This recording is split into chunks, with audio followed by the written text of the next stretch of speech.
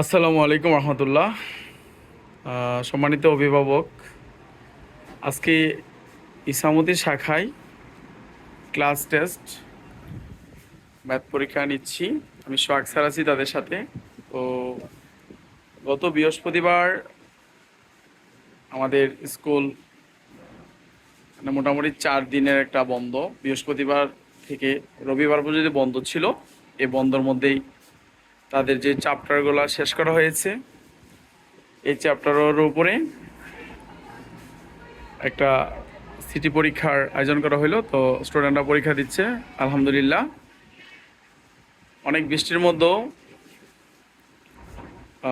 পরীক্ষা সবাই জয়েনিং করেছে, হয়তো বা কয়েকজন আসতে পারে নাই। তো আমি অভিভাবকদের দৃষ্টি আকর্ষণ করব যে অবশ্যই বাসায় পড়াশোনা করে কিনা এদিকে আপনারা একটু খেয়াল করবেন। ধন্যবাদ। আসসালামু আলাইকুম।